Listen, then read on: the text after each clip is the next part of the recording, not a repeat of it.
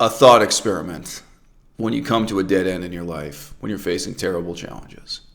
Ask yourself 2 questions at opposite extremes. What if I tried to handle this myself, alone, and I didn't admit to anyone else there was a problem? What if I took that path of refusing assistance from others, refusing to admit to others I needed help, even though I know I need help? What if I gave it 110% and tried to solve this problem entirely myself? Then at the opposite extreme, what if you said and did absolutely everything you could to get help from others, from government agencies, hospitals, psychiatrists, social workers, university staff, if you're a university student? What if you went to the other extreme? You abased yourself as much as possible and you told them whatever you needed to tell them to get as much help as possible, right? Whatever diagnosis that might entail, whatever social services or handouts you might have to come to. And you know what? In doing this thought experiment, you might find out that both are bad. And you can take the experiment a step further easily enough, and you can actually try. As I've said in other videos where I talked about knocking on every door and trying to get help, you might be surprised to find just how little will come of it if you take option 2. If you try to get all the help you can, there may be no help for you at all. Okay? I got a message from a supporter on Patreon who is 23 years old. I'm not going to use his real name. I'll call him Tom. It's a 23-year-old guy named Tom. He is aware that he has a problem. He has ended up kind of disabled by his upbringing, partly due to bad parents, partly due to bad teachers and bad schools. But then both his teachers and his schools reacted to this by taking him out of school and sitting him down at a desk with a computer and letting him do online distance learning. So he calls it going to cyber school. So he was taken out of school at an early age and left completely unobserved to either do homework or not, study or not. And like most kids, he was lazy and self-indulgent, and he chose or not. So he didn't just learn very little, but he interacted with other people incredibly little. Today, he has great difficulty making eye contact with people. He's aware that his behavior is awkward and revolting to other people. He says that he wears sunglasses pretty much 24 hours a day, even at night, because he can't cope with eye contact with people. He doesn't merely lack, what you might call social graces or social skills, but he's ended up tremendously intellectually and emotionally stunted in his development. And he knows that. He knows he has a problem. He knows why he has a problem. He already understands the problem. And again, this is where we get into, how disappointing it may be for you if you reach out for help. He's reaching out to me right now for help. He's asking what I think he should do. If you go to even a psychiatrist or psychoanalyst or whatever, if you go to a therapist, they're very likely just going to be interested in discussing with you, analyzing with you why it is you're in this situation. Let's talk about precisely the way in which your parents were bad parents. Let's talk about precisely the way in which your school teachers were bad school teachers and the specific traumatic things that happened to you in school as a kid. He doesn't need that. He knows that. He's done the analysis. He understands the situation. He understands the series of steps that led up to it. Doesn't need an analyst to help him talk it through. He needs to change. He needs someone to help him change. And I think we could all say that if he just signs up and joins the army, I'd say maybe the French Foreign Legion, for example, if he signs up and joins a military unit, that'll be happy to have him, because some of those, it's not an elite unit, guys. French Foreign Legion would be delighted to have someone who speaks English. Hit the books now and start learning French. Probably if he joined the army and got military training and just interacted with people every day, that would probably be of much more benefit to him than going to analysis. Also, it would be traumatic. Also, it would be horrifying, right? I want to digress at this point just to say, every so often I get questions of this kind, and I feel in a very particular way that I'm getting too old for it in the following respect. I've had problems, and I've come on the internet, and I've asked you people for help. I've looked for help right here on YouTube and amongst my followers and subscribers on Patreon. And long story short, ain't nobody ever gave me any help. All right? And let's be clear. Help can include advice. At several different stages of my career in the last 5 years, I really reached out to people and really spoke to people and asked for advice about what I should do next in my career or lack thereof. Notably, by the way, when we had to leave baking college. So my girlfriend and I enrolled together in baking college. We were both students in a baking college. I think tuition was over $10,000 for a very short program. Only lasted a few months. And that ended dramatically, primarily because we were vegan. Well, okay, you know what? I guess I would say secondarily because we were vegan, but primarily because the college was absolutely awful. The abysmally poor quality of education offered at that college. That was the main problem. The fact that we were vegan was also a major, major problem.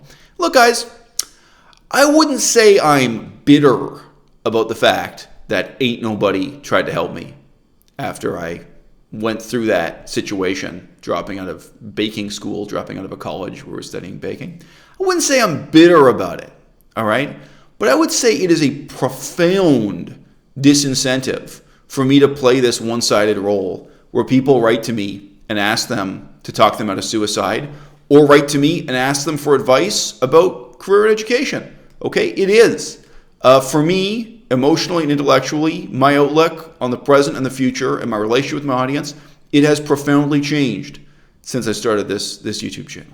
It's changed in terms of political activism. It's changed in terms of the significance of YouTube in my life.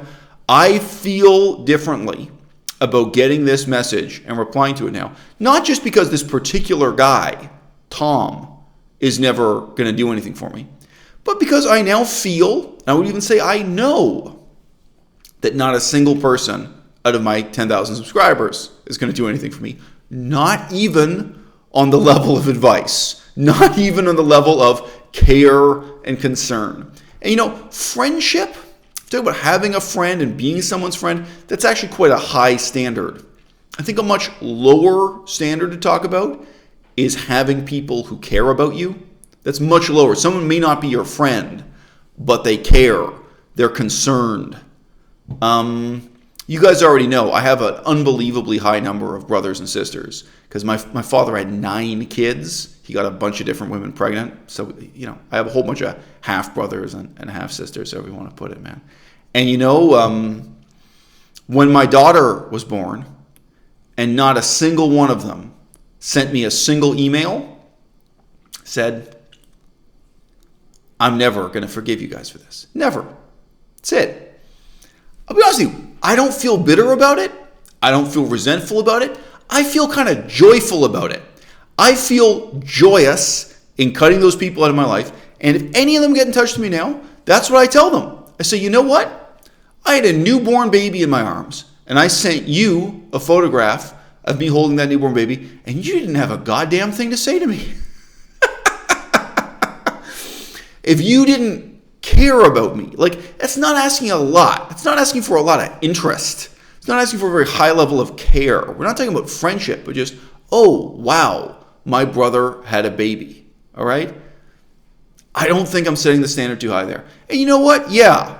I get a message like this now from my audience, and it's not this guy's fault. I think he just started watching my YouTube channel quite recently. He has nothing to do with the bizarre political history of this channel. It has nothing to do with, you know, the circumstances on this channel that ended up dragging me into court and all the different sorrows and slings and arrows. He has nothing to do with it. None of it is his fault. None of it. That's part of the reason I'm positive motivated male to make this video and try to reach out to him. And I mean, he asked me for advice for what he should do and so on. And, you know, I nevertheless have to be honest with him and I have to be honest with you. It's not his fault at all. But my own negative experience, my own disappointment when I've asked others for advice, when I've asked others for help, puts me in a tough spot now in giving advice, in caring for others, in giving help. Because for the last 5 years, I got nothing back. And for the next 5 years, I expect to get nothing positive back. Okay? So this guy, Tom, 23 years old, awkward as hell, can't make eye contact with people. He has a kind of inculcated laziness because his entire childhood and period of education just consisted of wasting time sitting and staring at a computer and not really learning anything. So it's like he has an acquired learning disability at this point, right? What is he going to do? I would say that this is a case where if he could get it, probably the golden mean would be neither totally denying he has a problem, acting that he can solve this on his own, not asking him for help, and then by the way, on that same extreme, giving it 110%, working as hard as possible to solve your own problems, nor throwing himself at the mercy of the state. Probably it is for precisely someone like this that theater therapy would be, the moderate way to go. Theater therapy, standing on stage, memorizing a script, performing a script, making eye contact with the other actors, the other people who are in that therapy program. It's routinely done with people who are recovering from a car accident. They may have had a car accident that smashed in part of their face. They really have difficulty talking. And then along with that, they have difficulty with the self-confidence for speaking in public or speaking to other people, right? All kinds of different injuries, including just physical injuries, not necessarily brain injuries, that people go in for theater therapy with. But yes, there are also people who have a serious concussion, have brain damage, and go to theater therapy. I would say theater therapy is the more moderate course of action, as opposed to signing up for the military, signing up to join the French Foreign Legion. But guess what, Tom? You're 23 years old, and before you wrote this letter to me, you already figured out the most important, most crucial thing of all. This is nobody's problem but yours.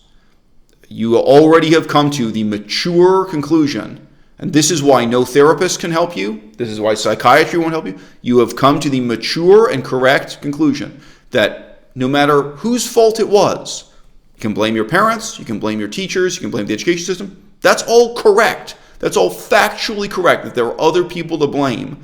And it's not your fault, but it is 100% your problem. And it's going to be entirely up to you to find the way out of it.